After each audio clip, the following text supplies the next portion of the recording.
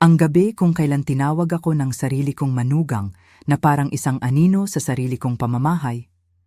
Ang gabi kung kailan ang tanong ng sarili kong anak ay parang isang sampal na hindi ko nakita. Ang kahihiyan noon, ang hiya na naramdaman ko, ay halos pumatay sa akin. Hindi dahil sa sigaw o sa away, kundi dahil sa katahimikan. Isang katahimikan na kasing lamig ng sahig na kinukuskus ko gabi-gabi. Nangyari ang lahat sa gitna ng pinakamasayang gabi ng taon, Noche Buena.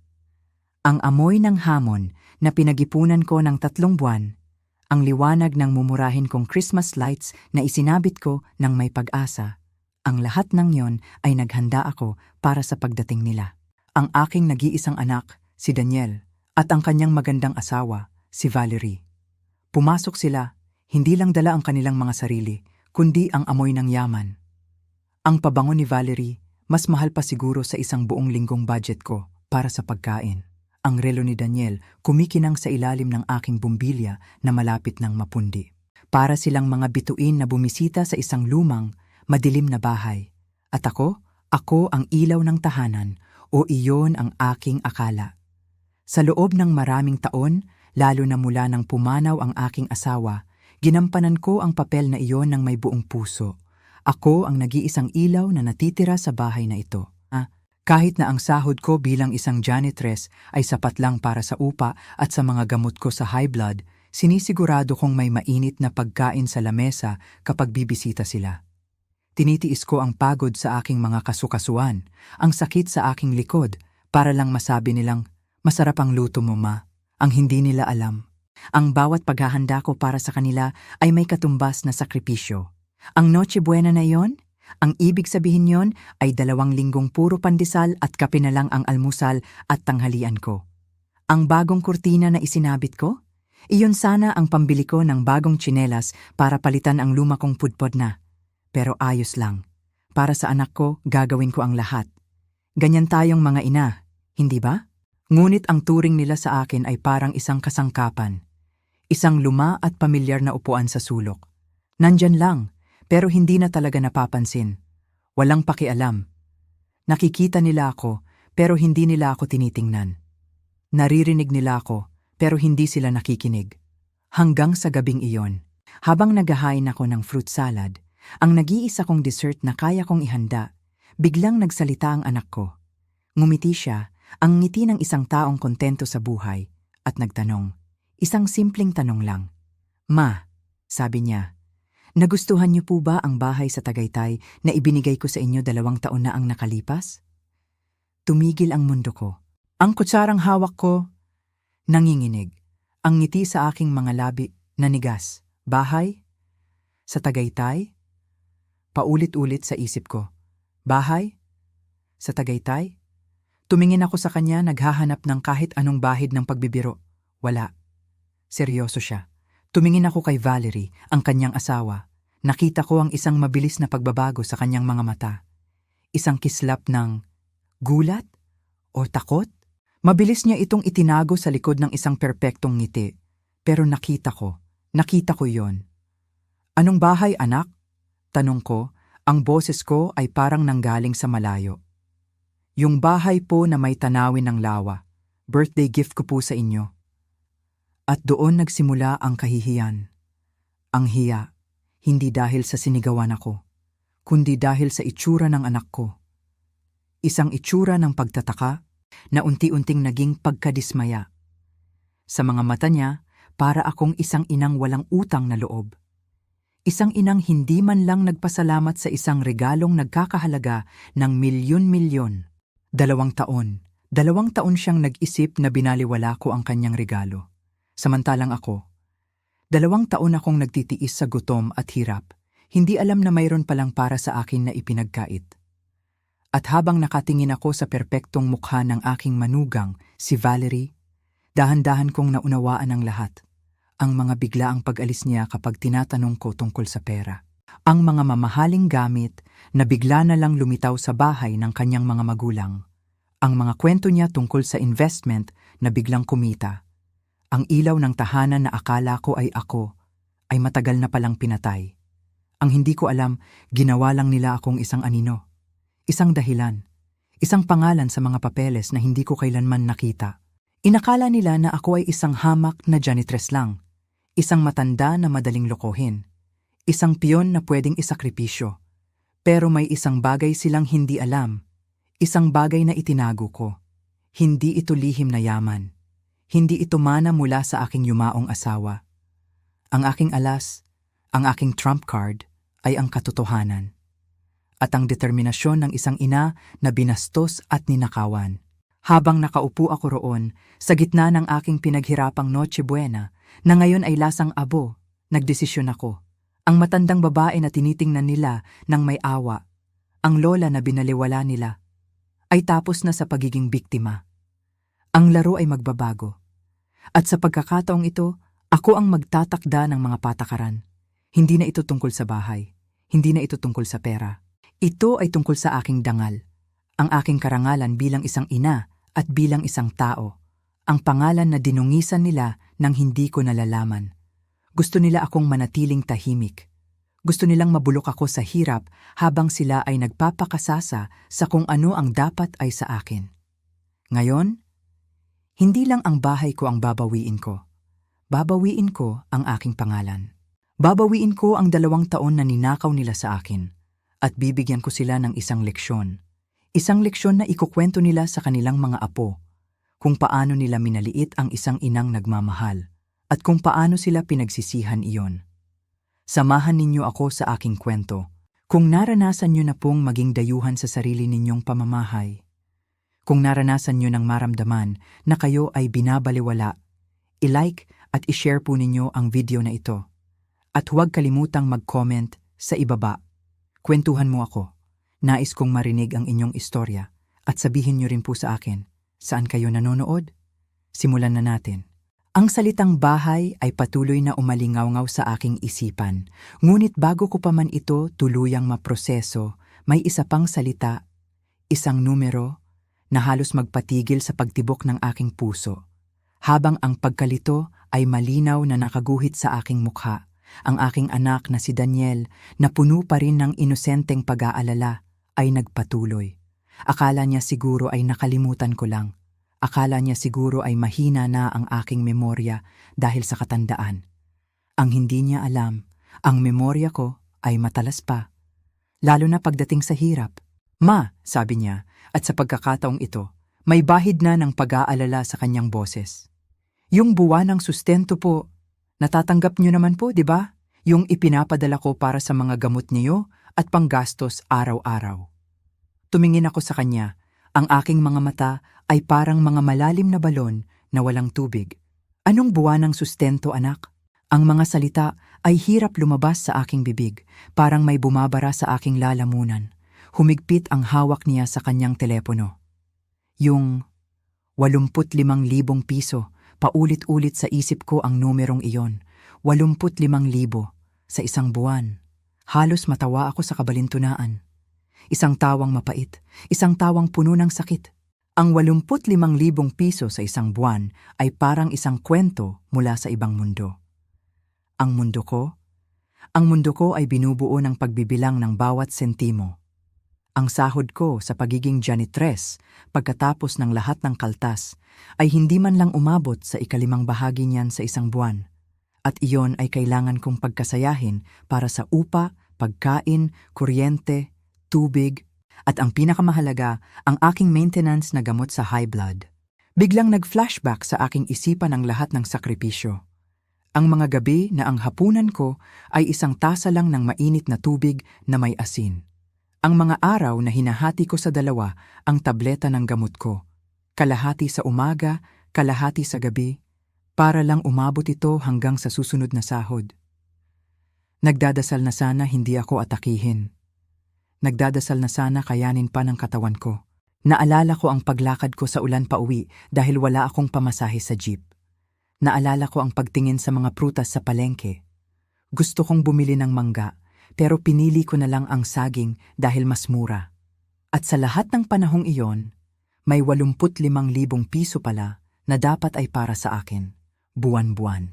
Daniel, sabi ko, at sa wakas, bumalik ang lakas sa aking boses, isang lakas na nagmula sa sakit at katotohanan. Anak, sa loob ng 2 taon, wala akong natanggap na kahit isang kusing mula sa'yo. Wala. Nakita ko ang pagbabago sa mukha ng aking anak. Ang pagkalito ay naging pagkabigla, at ang pagkabigla ay naging pagdududa, hindi sa akin, kundi sa sistema na pinagkatiwalaan niya. Imposible po yan, Ma. May mga resibo ako, mga bank transfer. Kinausap ko mismo ang assistant ko, si Rowena. Sinabi niya, okay na po lahat, sir. Regular na pong natatanggap ni Ma'am Margarita ang pera. Habang sinasabi niya iyon, ang mga mata naming dalawa ay sabay na napalingon sa direksyon ng kusina. Doon, sa likod ng bahagyang nakabukas na pinto, naroon si Valerie. Hindi na siya nagkukunwaring may kausap sa telepono. Nakatayo lang siya roon, nakatalikod sa amin. Isang estatwa ng pagkakasala. Ang kanyang katahimikan ay mas maingay pa kaysa sa isang pagsigaw. At doon ko naalala ang lahat. Ang mga maliliit na detalye na binaliwala ko noon. Si Valerie ang laging nagsasabi, "Ay, busy po si Daniel, Ma. Ako na lang po ang mag-aayos ng mga kailangan na yo."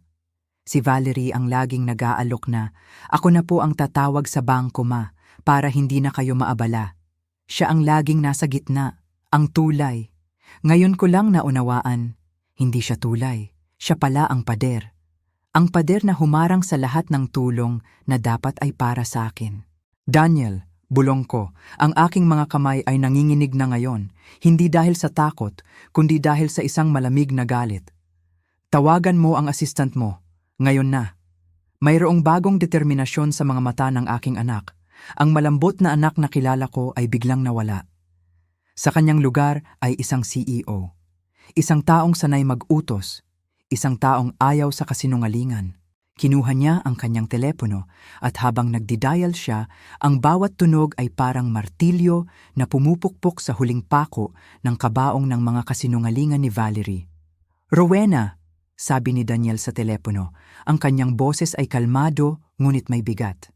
"Nasaan ka man ngayon? Kailangan kong malaman ang lahat tungkol sa mga transaksyon para sa nanay ko. Lahat." Inilagay niya ang tawag sa speaker mode. Ang maliit naming sala ay biglang naging isang silid ng interogasyon. Ang boses ni Rowena mula sa kabilang linya ay malinaw at propesyonal. "Yes, Sir Daniel. Ano po ang kailangan ninyong malaman? Naka-file po lahat dito." "Ang bahay sa Tagaytay," simula ni Daniel. Ang titulo, anong pangalan at address ang nakalagay.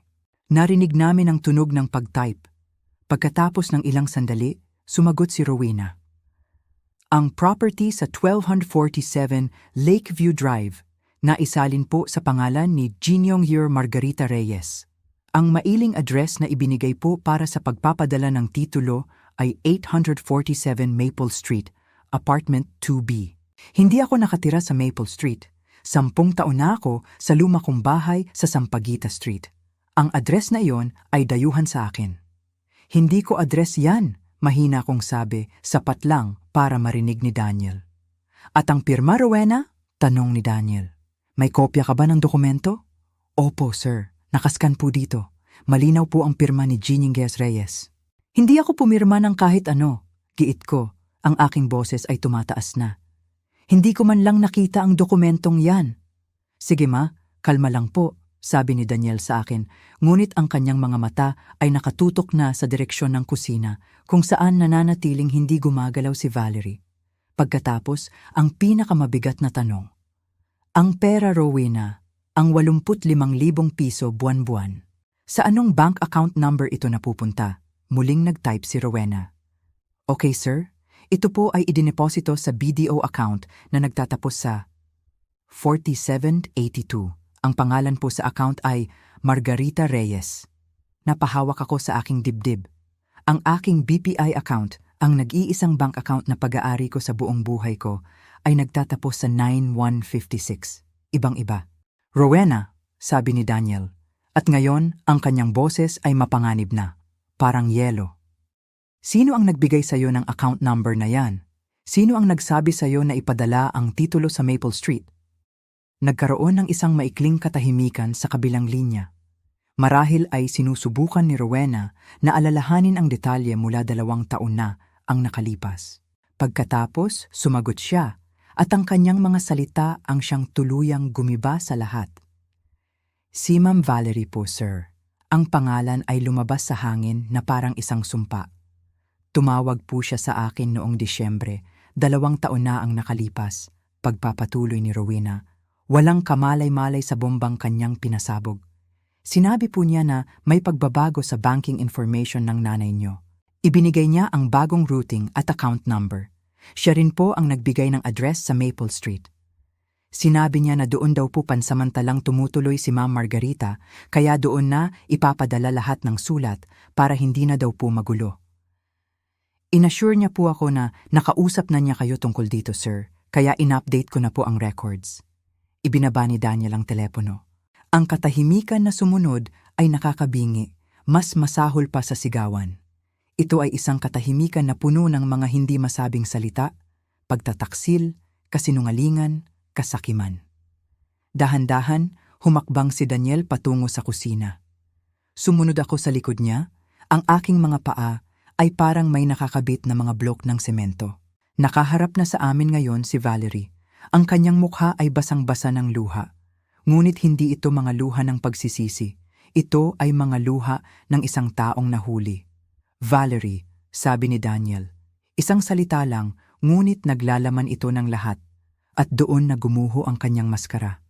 Daniel, mahal, pakinggan mo muna ako, humikbi si Valerie. Sinusubukang abutin ang braso ng aking anak, ngunit umiwas ito na parang napapaso. Kailangan mong maintindihan, hindi ko sinasadya. Hindi sinasadya? Umalingaw-ngaw ang boses ni Daniel sa maliit na espasyo. Valerie, 2 taon. 2 taon mong niloloko hindi lang ako, kundi ang nanay ko. Paanong naging hindi sinasadya yan? Ang mga hikbi ni Valerie ay naging mga hagulgol. Yung mga magulang ko, malapit na silang mapaalis sa bahay nila. May sakit si Papa, ang mga bayarin sa ospital, nauubos na ang lahat ng naipon nila. Kailangan ko lang ng pera, pansamantala lang sana. Pansamantala? Bulong ko, ang pait ay gumuguhit sa aking lalamunan. Ang tawag diyan ay pagnanakaw. Hindi! Sigaw niya, ang kanyang boses ay puno ng desperasyon. Ibabalik ko rin, kailangan ko lang ng panahon. At yung bahay, hindi naman ginagamit ni Mama, di ba? Kailangan ng pamilya ko ng matutuluyan habang bumabangon sila.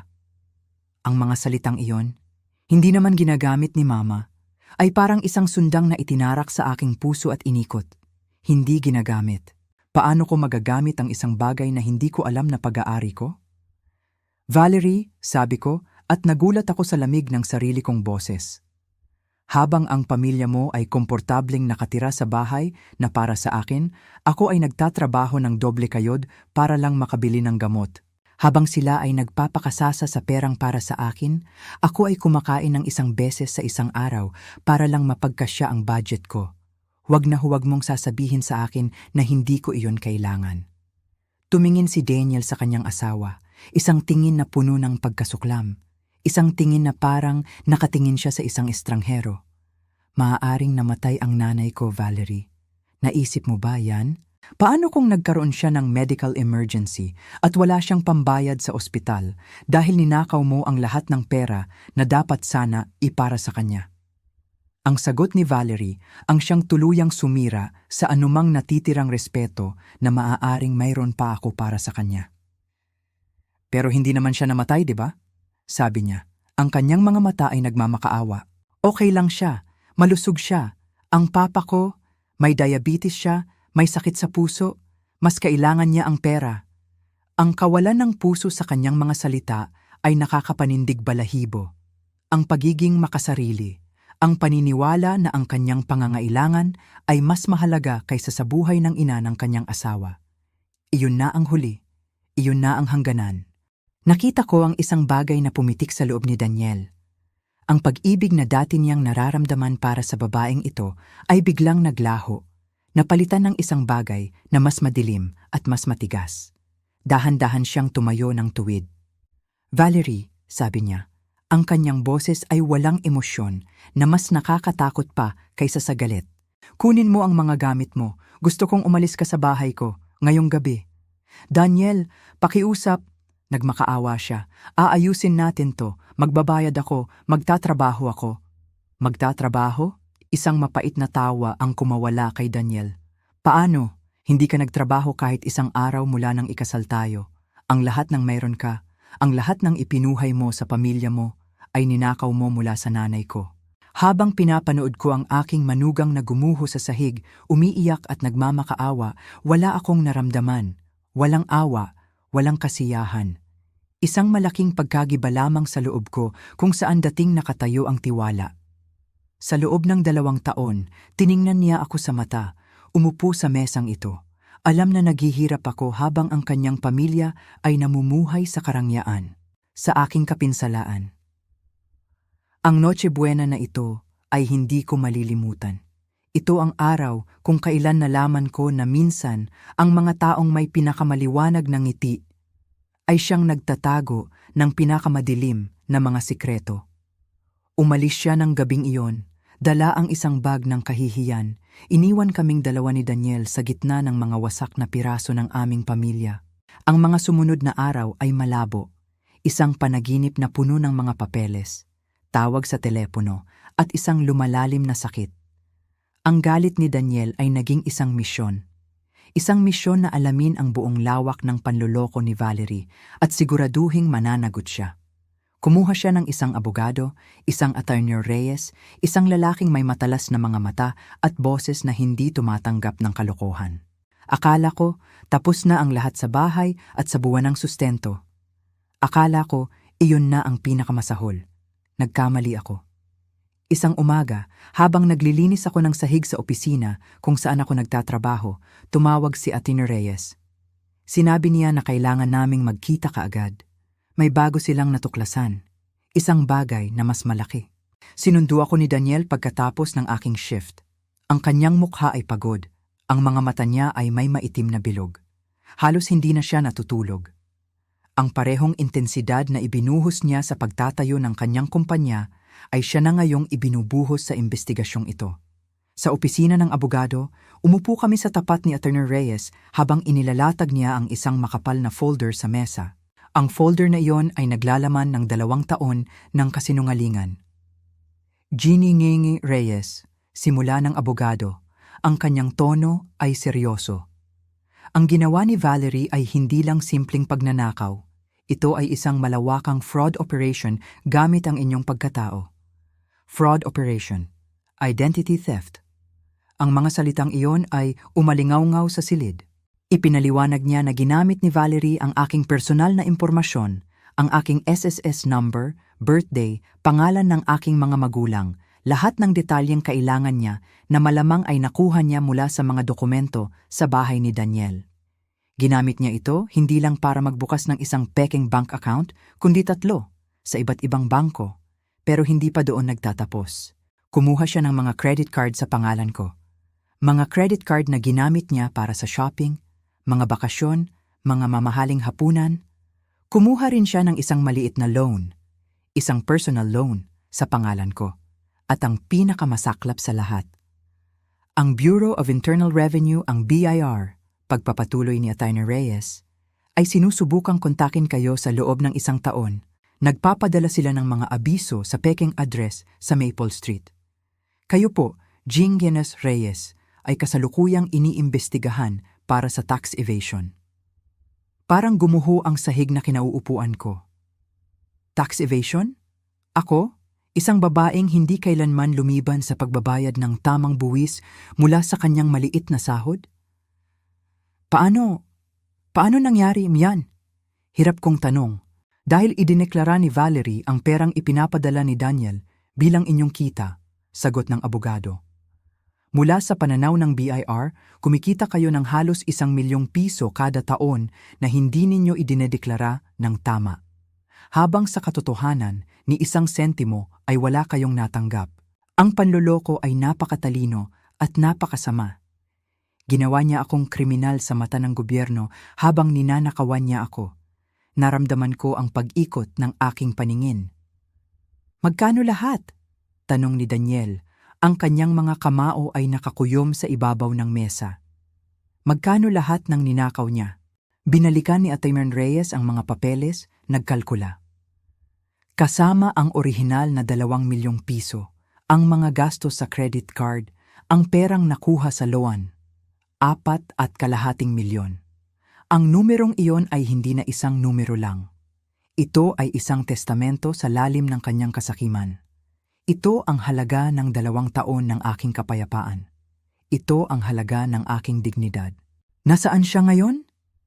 Tanong ni Daniel, ang kanyang boses ay isang mapanganib na bulong. Ayon sa aming investigador, sabi ni Atayna Reyes, mula nang umalis siya sa bahay ninyo noong Noche Buena, tumakbo siya diretso sa iisang lugar na alam niyang matataguan niya. Saan?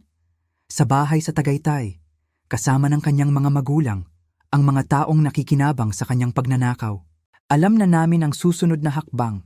Hindi na ito isang usaping pampamilya. Ito ay isang krimen. At kailangan naming harapin ang kriminal sa mismong lugar ng krimen na dapat sana ay aking paraiso. Ang biyahe namin ni Daniel papuntang Tagaytay ay puno ng katahimikan. Isang katahimikang mabigat na parang may sariling bigat na pumipigil sa aming paghinga. Sa bawat liko ng kalsada paakyat, habang unti-unting lumalamig ang hangin at gumaganda ang tanawin, lalo namang bumibigat ang nararamdaman ko. Ito na dapat iyon, ang katuparan ng pangarap naming mag-asawa. Ang bahay sa tabi ng lawa, ang lugar kung saan ko sana gugugulin ang aking mga ginintuang taon, sa payapang paraan. Pero heto ako ngayon, papunta roon sa unang pagkakataon, hindi bilang isang masayang pensyonado, kundi bilang isang biktima na haharapin ang mismong ebidensya ng krimen na ginawa sa kanya. Ang anak ko sa tabi ko, si Daniel, ay nakatitig lang sa daan. Nakikita ko sa gilid ng aking mga mata ang pagkakakuyom ng kanyang mga kamay sa manibela. Alam kong sinisisi niya ang kanyang sarili at ang bawat kilometrong tinatahak namin ay parang isang dagok sa kanyang puso. Gusto ko siyang kausapin, sabihing hindi niya kasalanan ng lahat, pero anong mga salita ang sasabihin ko? Sa ngayon, ang katahimikan ang tanging wika na pareho naming naiintindihan. Nang sa wakas ay huminto kami sa harap ng isang puting gate na may mga gumagapang na halaman ng bougainvillea, huminga ako ng malalim. Maganda. Mas maganda pa sa inaasahan ko. Ang bahay ay may modernong disenyo na may halong tradisyonal na arkitekturang Filipino. Malalaki ang mga bintana nito na parang mga matang nakadungaw sa payapang lawa ng Taal. May maliit na hardin sa harap na puno ng mga bulaklak na alam kong hindi ako ang nagtanim. Habang binubuksan ni Daniel ang gate gamit ang susi na bigay ng abogado, naramdaman ko ang panginginig ng aking mga kamay. Pagpasok namin sa bakuran, ang amoy ng sariwang damo at mga bulaklak ay sumalubong sa amin. Pero para sa akin, mayroon itong amoy ng pagkukunwari. Isang magandang panlabas na anyo na nagtatago ng isang masakit na katotohanan. Pagbukas ng pinto, isang sala ang bumungad sa amin. Kumpleto sa gamit. May malaking sofa, isang center table na gawa sa nara, at isang flat-screen television na nakasabit sa pader. Pero hindi ito ang mga gamit na pinangarap ko. Hindi ito ang mga kasangkapang pinili ko. Sa pader, sa halip ng mga litrato naming pamilya, mga litrato ng kasal ni na Daniel at Valerie at mga larawan ng 2 matandang hindi ko kilala. Sila siguro ang mga magulang ni Valerie. Doon ko naramdaman ang tunay na sakit, para akong isang estranghero sa sarili kong bahay. Ang bawat sulok, ang bawat gamit, ay isang paalala na sa loob ng 2 taon, ibang tao ang nabuhay sa pangarap ko. Habang si Daniel ay naglakad papasok na parang sundalong sumusugod sa teritoryo ng kaaway, ako naman ay nanatili sa may pintuan, hindi makagalaw. Tiningnan ko ang kusina mula sa malayo, ang mga kabinet na puno ng mga gamit na hindi akin. Naisip ko ang mga umagang dapat sana ay nagkakape ako roon, habang pinapanood ang pagsikat ng araw sa lawa. Naisip ko ang mga hapong dapat sana ay nagdidilig ako ng halaman sa hardin. Ang lahat ng iyon, ninakaw sa akin. Nay, ayos lang po kayo? Tanong ni Daniel, ang kanyang boses ay puno ng pag-aalala. Tumango lang ako, kahit na ang totoo ay gusto kong umiyak. Naglakad ako papasok, Dahan-dahan, hinahaplos ang pader na parang sinusubukan kong damhin kung may natira pa bang bakas ng aking pangarap. Pumunta ako sa malaking bintana sa sala at tumingin sa labas. Ang lawa ng Taal. Napakaganda. Ang bulkan ay payapang nakatayo sa gitna. Ito ang tanawing dapat ay gumigising sa akin sa loob ng 2 taon. Ito ang dapat na nagbibigay sa akin ng kapayapaan. Pero ngayon, ang ganda nito ay parang isang insulto. Biglang may lumabas na isang matandang babae mula sa isa sa mga silid, gulat na makita kami. Kasunod niya ang isang matandang lalaki. Sila ang nasa litrato. Ang mga magulang ni Valerie. Ang kanilang mga mukha ay nagpakita ng pagkalito, hindi galit. Daniel, anong ginagawa ninyo dito? At sino po siya? Tanong ng babae, sabay turo sa akin. Doon na nagsalita si Daniel. Ang boses niya ay kalmado pero may diin. Ipinaliwanag niya ang lahat. Sinabi niya na ang bahay na ito ay para sa akin, na binili niya ito gamit ang perang ipinagkatiwala ko sa kanya. Sinabi niya na sa loob ng 2 taon, akala ko ay inuupahan niya lang ito habang naghihintay ako sa probinsya. Habang nagsasalita si Daniel, nakita ko ang pagbabago sa mukha ng mag-asawa. Mula sa pagkalito, naging pagkabigla at pagkatapos ay isang malalim na kahihiyan. Ang ina ni Valerie ay napahawak sa kanyang dibdib at ang ama naman niya ay napaupo sa sofa na parang biglang nanghina ang mga tuhod. Hindi namin alam, sabi ng babae. Nanginginig ang kanyang boses. Ang sabi sa amin ni Valerie, pinahiram mo raw muna sa amin ang bahay dahil nasa probinsya pa ang nanay mo. Sabi niya, gusto mong may mag-alaga sa bahay habang wala pa kayo. Diyos ko po. Naiyak ang babae. Isang iyak na puno ng sakit at hiya. Noon ko naintindihan na sila man ay biktima rin ng kasinungalingan ng sarili nilang anak. Ginamit sila ni Valerie para gawing mas kapani-paniwala ang kanyang panloloko. Ang puso ko, na kanina ay puno ng galit, ay biglang nakaramdam ng awa para sa kanila. Pare-pareho kaming nasaktan. Pare-pareho kaming niloko. Ang kaibahan lang, sila ay niloko ng sarili nilang dugo at laman. Umalis kami sa bahay na yon na walang sigawan, walang sumbatan. Tanging ang bigat ng katotohanan ang naiwan sa hangin. Habang papalayo kami, lumingon ako at tiningnan ang bahay sa huling pagkakataon. Isang magandang bahay na naging simbolo ng isang ninakaw na pangarap.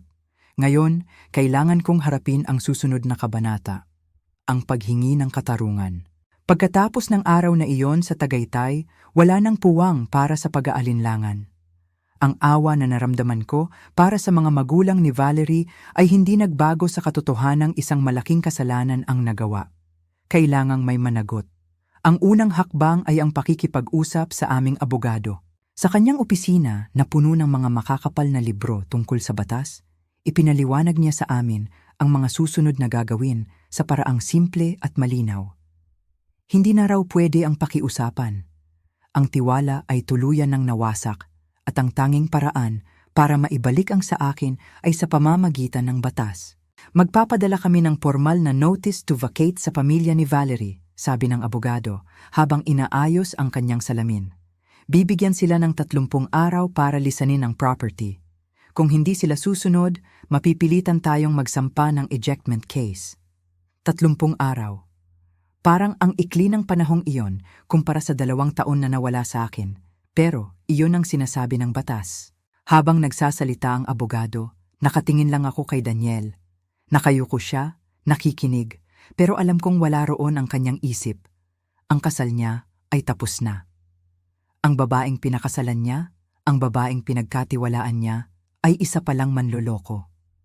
Ang sakit na nakikita ko sa kanyang mga mata ay mas matindi pa sa galit na nararamdaman ko. Para sa akin, pera at bahay lang ang nawala. Para sa kanya, buong buhay niya ang gumuho. Kasabay ng legal na proseso para mabawi ang bahay, sinimulan na rin namin ang pagsasampa ng kasong kriminal. Dito na pumasok ang mga pulis. Ang pagpunta sa presinto ay isang karanasang hindi ko malilimutan. Ang amoy ng lumang papel at kape, ang tunog ng mga makinilya at mga taong nag-uusap ng sabay-sabay. Doon, sa harap ng isang investigador, isinalaysay ko ang lahat. Mula sa pag-iipon ko ng pera sa loob ng maraming taon, Sa pagbibigay ko nito kay Daniel ng buong tiwala hanggang sa masakit na pagtuklas sa katotohanan. Habang nagsasalita ako, ang mga alaala ay bumabalik. Ang bawat sentimong pinaghirapan ko, ang mga panahong nagtipid ako at hindi bumili ng gusto ko para lang may mailaan sa aking pagtanda.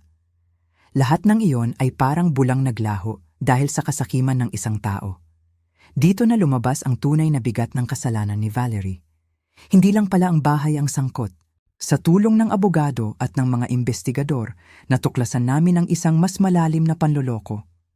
Habang pinapatiran niya ang kanyang mga magulang sa bahay ko, gumawa rin siya ng mga pekeng dokumento. Pineke niya ang pirma ko sa mga bank withdrawal slip at iba pang papeles para unti-unting kunin ang natitira kong pera sa bangko, na akala ko ay ligtas na iniingatan ni Daniel.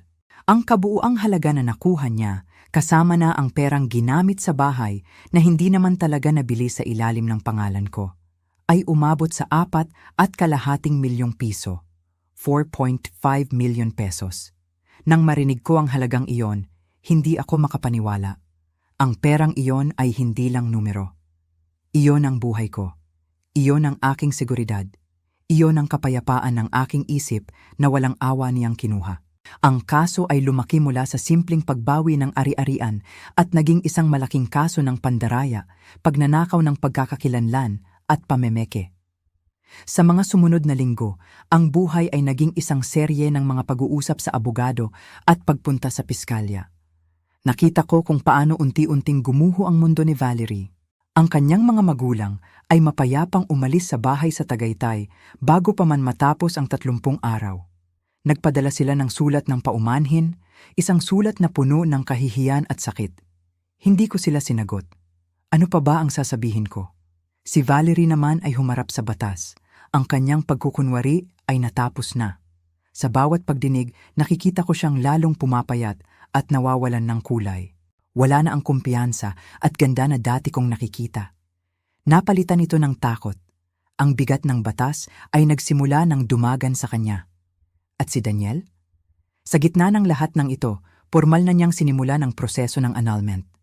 Wala nang pag-uusap. Wala nang pag-asang maayos pa ang kanilang pagsasama.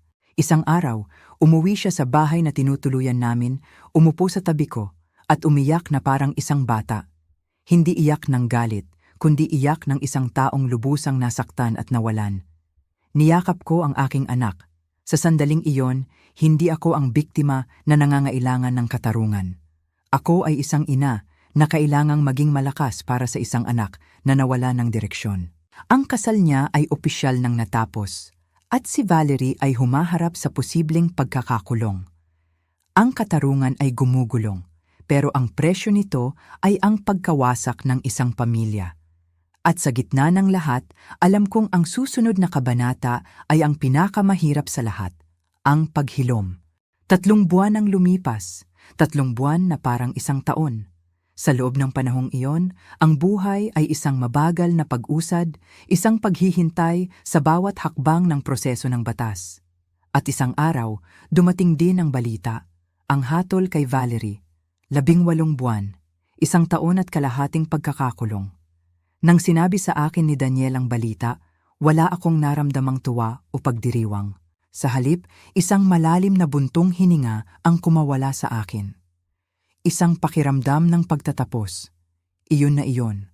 Tapos na ang kabanata ng panloloko. Ang hustisya sa paraan ng batas ay naibigay na. Hindi nito maibabalik ang 2 taon na nawala o ang tiwalang nasira, pero sapat na ito para masabi kong maaari na kaming magsimulang muli. Kasabay ng paghatol ay ang formal na pagbabalik sa akin ng lahat ng karapatan sa bahay sa Tagaytay at, higit sa lahat, ang perang ninakaw sa akin. Naaalala ko pa ang araw na pumirma ako sa mga huling dokumento sa opisina ng abogado. Ang bigat ng ballpen sa aking kamay ay parang simbolo ng bigat na inalis sa aking mga balikat. Pagkatapos noon, pumunta kami sa bangko. Nakita ko sa aking bank account ang mga numero na matagal kong hindi nakita. Ang 4.5 milyong piso. Nakatingin lang ako sa screen ng ATM, hindi makapaniwala. Hindi dahil sa halaga, kundi dahil sa kahulugan nito. Ang perang ito ay hindi na simbolo ng katangahan o pagiging biktima. Simbolo na ito ngayon ng katatagan. Isang patunay na sa huli ang tama ay mananaig. Pero ang pinakamalaking pagbabago ay hindi nangyari sa korte o sa bangko. Nangyari ito sa loob ng aming tahanan. Nangyari ito kay Daniel, ang anak kong dating abala sa trabaho, na ang tanging paraan ng pagpapakita ng pagmamahal ay sa pamamagitan ng pagpapadala ng pera ay nagbago. Lubos na nagbago. Ang dating distansya sa pagitan namin ay unti-unting napalitan ng init at paglalambing. Nagsimula siyang umuwi ng mas maaga mula sa trabaho. Hindi na lang pera ang iniaabot niya sa akin, kundi ang kanyang oras, ang kanyang atensyon. Tuwing umaga, bago siya pumasok sa trabaho, sabay kaming nagkakape. Kinukumusta niya ang aking tulog. Tinatanong niya kung ano ang mga plano ko sa araw na iyon. Mga simpleng bagay, pero para sa isang inang matagal nang nangulila sa kanyang anak, ang mga ito ay mas mahalaga pa sa anumang kayamanan. Tuwing Sabado, hindi na siya umaalis kasama ng mga kaibigan. Sa halip, tinatanong niya ako, "Nay, saan niyo po gustong pumunta? Mamalengke po tayo." At isasama niya ako sa palengke. Siya ang magbubuhat ng bayong ko, matiyaga siyang maghihintay habang namimili ako ng isda at gulay. Pagkatapos, kakain kami sa isang maliit na karinderya. Pag-uusapan namin ang mga bagay-bagay, mula sa presyo ng bilihin hanggang sa mga lumang alaala noong bata pa siya. Sa mga sandaling iyon, nararamdaman kong bumabalik ang anak ko, ang tunay na Daniel. Isang hapon, habang nag-aayos ako ng mga damit, pumasok siya sa aking silid na may dalang isang malaking paper bag. "Nay, para po sa inyo," sabi niya. Pagbukas ko, isang magandang bestida at isang pares ng komportabling sapatos. Napaluha ako. Hindi dahil sa regalo, kundi dahil sa alaala na kasama nito. Noong huli siyang nagregalo sa akin ng damit, noong kaarawan ko, ipinadala niya lang ito sa pamamagitan ng isang courier. Ngayon, heto siya, personal na ibinibigay ito sa akin. "Salamat anak," sabi ko, habang pinipigilan ang aking pag-iyak. "Ako po dapat ang magpasalamat, Nay," sagot niya, at niyakap ako ng mahigpit. "Salamat po sa hindi pagsuko sa akin. Babawi po ako sa lahat ng pagkukulang ko." Sa yakap na iyon, naramdaman ko ang tunay na paghilom. Ang pera ay naibalik na. Ang bahay ay nasa akin na. Pero ang pinakamahalaga sa lahat, ang anak ko, ay naibalik na rin sa akin. Ang paglalakbay ay mahirap at masakit, pero sa dulo nito, natagpuan namin ang isang bagay na mas matibay pa kaysa dati, ang aming pamilya. Ang sugat ay nariyan pa, pero nagsisimula na itong maghilom at ang peklat na maiiwan nito ay magiging isang paalala hindi ng sakit kundi ng lakas at pagmamahal na nagpatayo sa amin muli. Ang araw ng aking paglipat sa Tagaytay ay isang araw na puno ng halo-halong emosyon. Habang dinadala ng mga tagalipat ang aking mga gamit, ang mga kahon na puno ng mga lumang litrato, ang aking antigong silya, ang mga librong ilang beses ko nang nabasa, nakaramdam ako ng kaba at pananabik. Sa wakas, pagkatapos ng mahabang paghihintay at masakit na laban, uuwi na ako sa bahay na para sa akin. Pagpasok ko sa loob, ang bahay ay walang laman. Malinis ito, pero malamig. Mayroon pa ring bakas ng mga taong unang tumira dito. Para itong isang crime scene, isang lugar kung saan nangyari ang isang masamang bagay. Alam ko, sa sandaling iyon, na ang unang kailangan kong gawin ay hindi lang ang pag-aayos ng aking mga gamit. Kailangan kong burahin ang nakaraan. Kailangan kong gawing isang tunay na tahanan ng bahay na ito. Sa unang linggo, iyon ang ginawa ko. Hindi muna ako nag-unpack ng marami. Sa halip, sinimulan ko ang pagbabago. Ipinapintura ko ulit ang mga pader. Ang dating kulay beige ay pinalitan ko ng isang malambot na puti para magmukhang mas maliwanag at mas malinis. Ang mga kurtinang iniwan nila ay pinalitan ko ng mga bago, mga kurtinang puti na sumasayaw sa tuwing umiihip ang malamig na hangin mula sa lawa. Bawat pagbabago, maliit man o malaki, ay parang isang ritual. Isang pag-aangkin. Ito ay akin. Ito ay aking espasyo. Ang pinakamasayang bahagi para sa akin ay ang pag-aayos ng hardin. Ang mga halaman doon ay maganda, pero hindi sila ang mga halaman ko. Kaya unti-unti, nagtanim ako ng mga paborito ko. Sampagita, na ang bango ay nagpapaalala sa akin ng aking kabataan. Gumamela, na may malalaki at makukulay na bulaklak. At sa isang sulok, nagtanim ako ng mga gulay, kamatis, sili at talong. Ang pagdikit ng aking mga kamay sa lupa, ang pag-aalaga sa bawat halaman ay isang uri ng terapiya. Habang pinapanood kong tumutubo ang aking mga tanim, nararamdaman kong ako man ay muling tumutubo at nagkakaroon ng mga bagong ugat sa lugar na ito. Ang aking umaga ay nagkaroon ng isang bagong, payapang ritmo. Gigising ako ng maaga bago pa sumikat ang araw. Magtitimpla ako ng mainit na kapeng barako at uupo ako sa aking beranda kung saan tanaw na tanaw ko ang lawa ng Taal. Doon, sa katahimikan ng umaga, habang pinapanood ko ang unti-unting pagliwanag ng langit at ang paggising ng mundo, nakakaramdam ako ng isang kapayapaang hindi ko naramdaman sa loob ng maraming taon.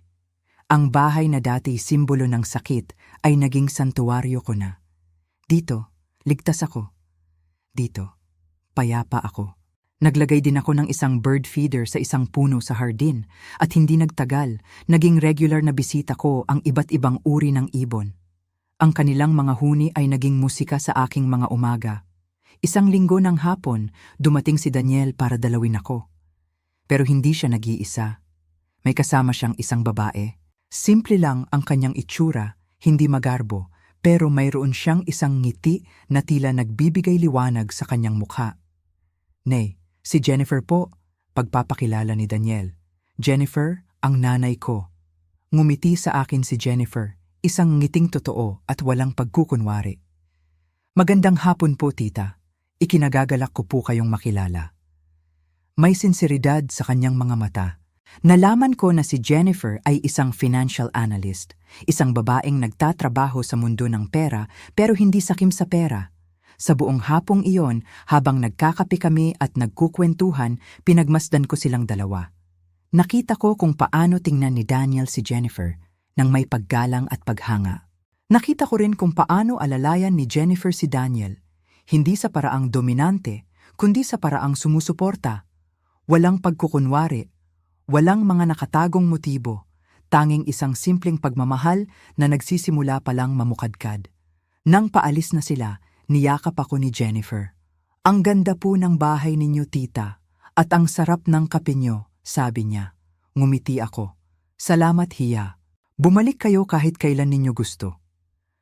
Habang pinapanood ko silang papalayo sa kanilang sasakyan, napatingin ako sa aking bahay, sa aking hardin, at sa payapang lawa sa harapan. Isang malalim na pasasalamat ang umapaw sa aking puso. Ang paglalakbay ay tapos na. Ang sakit ay napalitan na ng kapayapaan. Ang ninakaw na pangarap ay naibalik na. At ngayon, mas matamis at mas makahulugan pa ito kaysa dati. Ako ay nasa aking tahanan. Ang aking anak ay muling natutong magmahal ng tama. At sa harap ko, isang bagong kabanata ng buhay ang naghihintay. Isang kabanatang isusulat ko sa wakas ayon sa aking sariling kagustuhan. Ang lahat ay nasa tamang lugar na. Isang taon. Kay bilis lumipas ng isang taon. Nakatayo ako ngayon sa parehong balkonahe kung saan ko unang naramdaman ang bigat ng isang ninakaw na pangarap. Ngunit ngayon, wala na ang bigat, wala na ang kirot. Ang narito na lang ay ang banayad na simoy ng hangin mula sa lawa, ang huni ng mga ibon na dumadapo sa puno ng mangga na itinanim ko, at isang kapayapaan. Isang malalim na kapayapaan na bumabalot sa aking buong pagkatao. Ang bahay na ito, na dati ay simbolo ng isang krimen, ay isa na ngayong tunay na tahanan. Ang bawat sulok nito ay mayroon ng bakas ng aking mga kamay at ng aking puso. Ang mga kurtinang kulay krema na pinili ni Valerie ay napalitan na ng kulay asul, na nagpapaalala sa akin ng kulay ng langit sa umaga. Ang mga mamahaling palamuti na walang kwento ay napalitan ng mga lumang litrato. Litrato ng aking yumaong asawa, litrato ni Daniel noong siya ay maliit pa, at mga bagong litrato naming dalawa na magkasama, nakangiti. Ang hardin na dati perpekto ngunit walang buhay ay puno na ngayon ng aking mga tanim.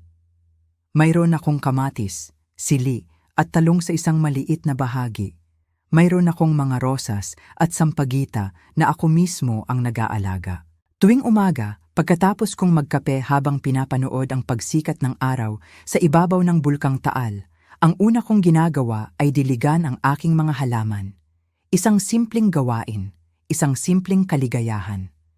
Isang bagay na hindi ko kailanman naisip na mararanasan ko noong ang mundo ko ay umiikot lamang sa paglilinis ng sahig ng iba at pag-aalala sa susunod na bayarin. Ang pinakamalaking pagbabago, gayunpaman, ay hindi ang bahay o ang pera. Ito ay ang aking anak. Ang aming lingguhang almusal ay naging isang sagradong ritual. Hindi na ito isang obligasyon na ginagawa niya dahil sa pagkakasala. Ito na ay isang bagay na pareho naming inaabangan. Ang mga pag-uusap namin ay hindi na tungkol sa negosyo o sa mga problema. Nag-uusap kami tungkol sa mga ibon sa hardin, sa bagong recipe na sinubukan ko, sa mga alaala ng kanyang ama, sa kanyang mga pangarap. Muli kong nakilala ang aking anak, hindi bilang isang milyonaryong CEO, kundi bilang si Daniel, ang batang lalaki na minsan kong tinuruang magbisikleta. Isang umaga, habang kumakain kami ng paborito naming ensaymada, tinanong niya ako, "Ma, masaya po ba kayo dito?" Tumingin ako sa paligid, sa maliwanag na kusina, sa mga bulaklak sa bintana, at sa mukha ng aking anak na puno ng tunay na pag-aalala at pagmamahal. Ngumiti ako. "Anak," sabi ko, "sa buong buhay ko, ngayon ko lang naramdaman ang tunay na kapahingahan. Ilang buwan na ang nakalipas mula nang gawin ko ang isa sa pinakamahalagang tawag sa aking buhay." Tinawagan ko ang aking dating supervisor, si Ginger Henderson. Naalala ko pa ang gulat sa kanyang boses nang sinabi kong, "Hindi na po ako babalik sa trabaho. Ako po'y magre-retiro na." Magre-retiro. Ang salitang iyon ay parang isang banyagang wika sa akin noon. Inakala ko na magtatrabaho ako hanggang sa huling hininga ng aking lakas. Ngunit dahil sa mga pangyayari, dahil sa hustisyang nakamit namin, nabigyan ako ng pagkakataong hindi ko kailanman pinangarap. Ang perang naibalik sa akin, ang halos 5 milyon at kalahating piso, ay higit pa sa sapat. Ito ay hindi na perang duguan ng kasalanan. Ito na ngayon ay isang simbolo ng pagbangon, isang puhunan para sa aking kapayapaan. Tungkol naman kay Valerie, natapos na niya ang kanyang sentensya, ilang buwan na ang nakalipas. Nabalitaan ko mula kay Ate Reyes na lumipat siya sa ibang bansa kasama ang isang malayong kamag-anak para magsimulang muli. Hindi na kami nagkaroon ng anumang komunikasyon at sa totoo lang, mas mabuti na iyon. May mga gabi ba na naiisip ko pa rin siya? Oo, ngunit hindi na ito may kasamang galit. Minsan, mayroon pang ang awa. Awa para sa isang taong sobrang nabulag sa inggit at kasakiman na handang sirain ang lahat, pati na ang kanyang sariling buhay, para lang sa pera. Ipinagdarasal ko na sana ay natuto siya ng kanyang leksyon. Ngunit ang kanyang pagbabago ay hindi ko na responsibilidad. Ang responsibilidad ko ngayon ay sa aking sarili. Nalaman ko rin mula kay Daniel na ang mga magulang ni Valerie ay tuluyan ng nanirahan sa probinsya. Sinulatan ko sila minsan. Isang maikling sulat lang. Sinabi ko na hindi ko sila sinisisi sa ginawa ng kanilang anak at na umaasa akong nasa mabuti silang kalagayan. Hindi sila sumagot. At naiintindihan ko iyon. Marahil ang kahihiyan ay masyadong malaki. Ngunit para sa akin, ang pagsulat noon ay isang paraan para tuluyan ng isara ang kabanatang iyon ng aking buhay. Ang aking buhay ngayon ay puno na ng mga bagong kabanata. Nakilala ko na si Jennifer, ang kasintahan ni Daniel. Isang matalino at mabait na babae, isang forensic accountant. Ang tadhana ay may pagkamapagbiro talaga, hindi ba? Ang unang beses kaming nagkita, nagdala siya ng ube halaya na siya mismo ang gumawa. At habang nag-uusap kami, nakita ko kung paano niya tinitingnan ang anak ko, nang may paghanga at tunay na pagmamahal. At nakita ko rin kung paano siya tinitingnan ni Daniel, nang may respeto at tiwala. Isang tiwala na dahan-dahan niyang muling itinayo. Alam kong nasa mabuting mga kamay na ang aking anak. Gabi na, nakaupo ako sa aking paboritong silyang tumba-tumba sa balkonahe, nakabalot sa isang kumot na ganchilyo na ginawa ko. Tinitingnan ko ang buwan na sumasalamin sa tahimik na tubig ng lawa. Ang hangin ay malamig, ngunit ang puso ko ay mainit. Iniisip ko ang babaeng ako, 1 taon na ang nakalipas. Ang babaeng pagod, nag-iisa at tahimik na nawawalan ng pag-asa. Kung makikita niya lang ako ngayon, kung masasabi ko lang sa kanya, kumapit ka lang, lilipas din ang lahat, at ang darating na umaga ay mas maganda kaysa sa lahat ng iyong inaakala. Ang pagtataksil ni Valerie ay isang malagim na unos sa aking buhay. Ninakaw niya ang 2 taon na dapat sana'y puno ng ginhawa. Ngunit sa isang kakaibang paraan, ang unos na iyon ay mayroon ding dinalang biyaya. Dahil sa krimen na iyon, muling nakita ako ng aking anak. Hindi bilang isang obligasyon, kundi bilang isang ina na kailangan ng kanyang kalinga. Dahil sa pagsubok na iyon, natuklasan ko ang sarili kong lakas. Ang lakas na bumangon mula sa pagkakalugmok, na harapin ang katotohanan at naipaglaban ang aking karangalan. At dahil sa sakit na iyon, natutunan ko ang tunay na kahulugan ng kapatawaran. Hindi kapatawaran para kay Valerie, dahil iyon ay sa pagitan na niya at ng Diyos. Kundi kapatawaran para sa aking sarili, sa pagiging masyadong mapagtiwala. At kapatawaran para kay Daniel, sa kanyang pagkukulang na hindi niya sinasadya. Ang bahay na nagsimula bilang isang lugar ng krimen ay naging aking santuwaryo. Ang perang ninakaw at naibalik ay naging aking seguridad. Ang anak na nalinlang ay naging aking tapat na kasama. Sinubukan ni Valerie na nakawin ang aking kinabukasan. Ngunit sa huli, naantala niya lamang ito. Ngayon, ito ay akin ng buo at ganap, upang mabuhay ng eksakto sa paraang pinili ko, at pinili ko ang kapayapaan.